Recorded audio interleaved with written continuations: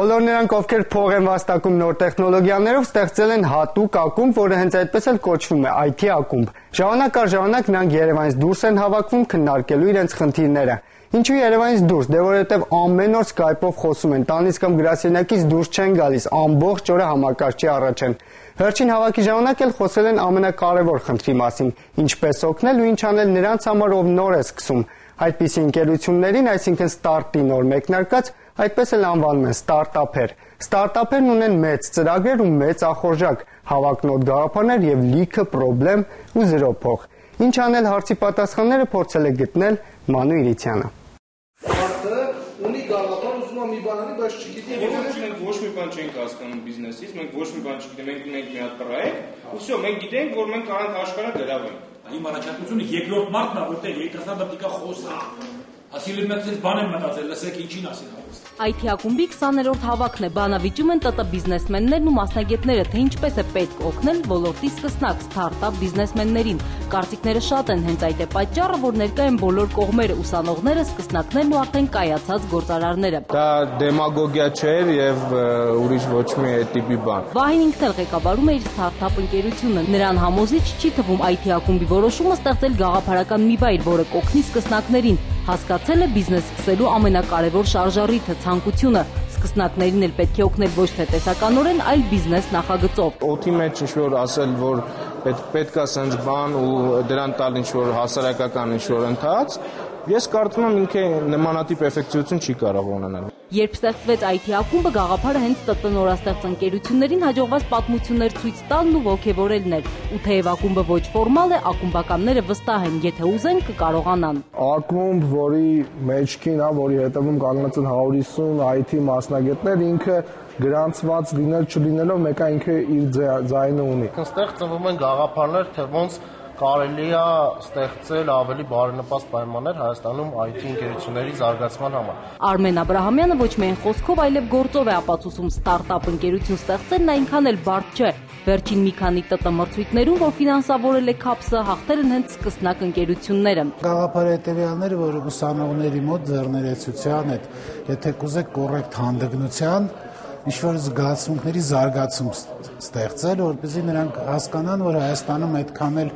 վախենալու չի նոր սկսնակ ֆիրմա ստեղծելը։ Դավիթի ընկերությունը դեռ ստարտափ էլ չէր, երբ հաղթեց CAPS-ի հայտարարած մրցույթում։ Շուտով կներկայացնեն հայկական զարգացման գործակալության նոր կայքը։ Իսկ նրանք, ովքեր դեռ չեն մասնակցել մրցույթների, պետք է գոնե բիզնեսի այբուբենը սովորեն։ Հենց պայուսակը բացում եմ,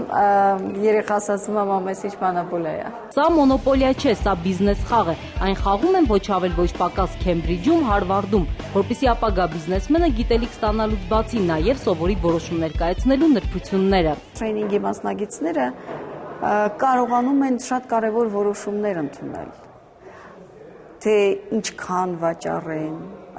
ինչքան արտադրեն, որտեղ վաճառեն, ինչպիսի ապրանք։ 2018-ին պետք է լինեն 1000 ՏՏ ընկերություններ, այսօրվա 200-ի փոխարեն։ Սա կառավարության որոշումն է։ Դա է պատճառը, որ IT ակումբի այս հավաքին մասնակցում է նաև պետությունը։ Դեռ պետք է հասկանալ, թե ինչպես եւ ինչ պայմաններում են ստեղծվելու մնացած 800 ընկերությունները։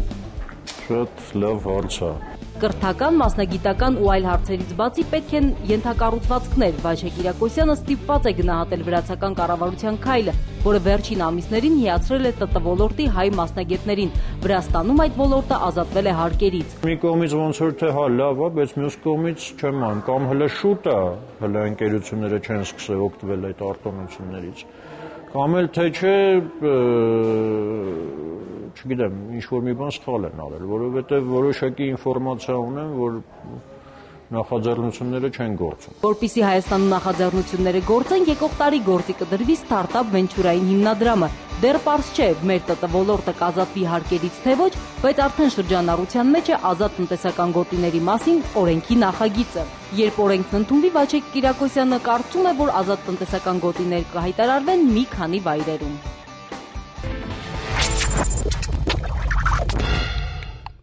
Այժմ նրանց մասին, ով արդեն գործում է ու հաջողակ է, տեղական ու տեղային լուրերի ժամն է։ Մեր ՏՏ միջավայրն աշխուժացել է, եթե նախորդ հեռուստասեզոնին Հայաստանից լուր տալը բարդ խնդիր էր, ապա այս եթերաշրջանում դրանք ավելի շատ են ու բազմազան։ Այս շաբաթ օրինակ Facebook-ում փոքրիկ, ոչ աստղային սկանդալ բարձրացավ։ Ըստ բլոգեր Վարդան Պապիկյանի, չուզողները փակել էին իր էջը։ Նա պայքարեց, գրեց ու բողոքեց եւ հիմա լրացնում է իր ընկերների ցուցակը։ Նա 1000-ից ավելի ընկեր ուներ։ Հիմա զբաղված է քրտնաջան ու ձանձրալի գործով։ Ընկերներին հերթով գտնում ու ավելացնում է։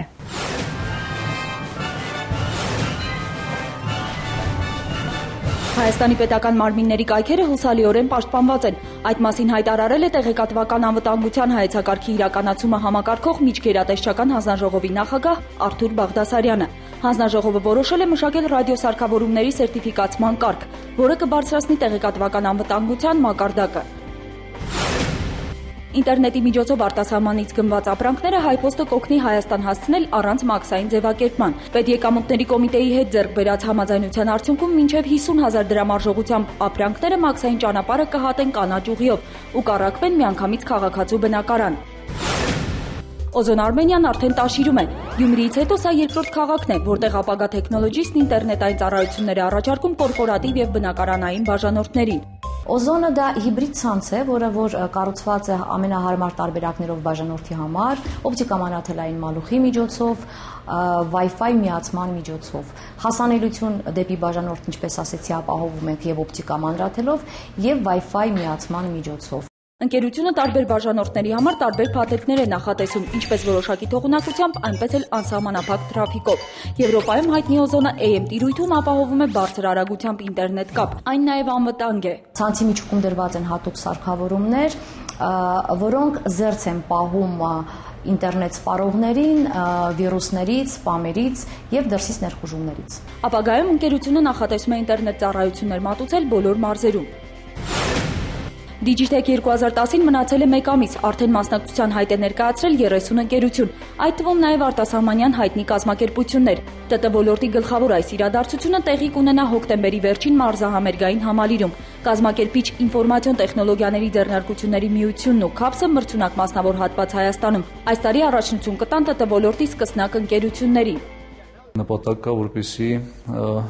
եւ դոնոր համայնքը եւ կառավարությունը աջակցեն սկսնակ ընկերություններին, աջակցեն այն երիտասարդ կադրերին բարձր տեխնոլոգիաների ոլորտի, որոնք ունեն գաղափարներ եւ որոնք ցանկանում են իրենց գաղափարները վերածել բիզնեսի։ Եվ մինչև մենք չկարողանանք ստեղծել այդ բիզնես միջավայրը, որը հնարավորություն կտա երիտասարդ մասնագետներին բացել իրենց բիզնեսը, իրենց գաղափարների հիման վրա, կարծում եմ ոլորտի զարգացում ակնկալել հնարավոր չէ։ Հայտարարված մրցույթի արդյունքում CAPS-ը կընտրի ընկերություններին, որոնց եւ կաջակցի։ ՏՏ ոլորտի 2 կարևոր միջոցառումներ այս տարի կանցկացվեն միաժամանակ։ Digitech-ին զուգահեռ կկազմակերպվի նաև Armtech կոնգրեսը։ Այնտեղ իրենց մասնակցությունը կցուցաբերեն բարձր տեխնոլոգիական աշխարհի հայ մասնագետները աշխարհի առաջատար համալսարաններից։ Digitech ցուցահանդեսի ժամանակ կհայտարարվի համակարգչային խաղեր ստեղծողների մրցույթի մասին։ Այն կանցկացվի առաջին անգամ նոյեմբերին։ Սահմանված է մի քանի անվանակարգ՝ լավագույն անիմացիա, խաղ, գրաֆիկական դիզայն, ինովացիա, երաժշտություն, պերսոնաժ։ Կարող են մասնակցել բոլորը առանց տարիքային սահմանափակման։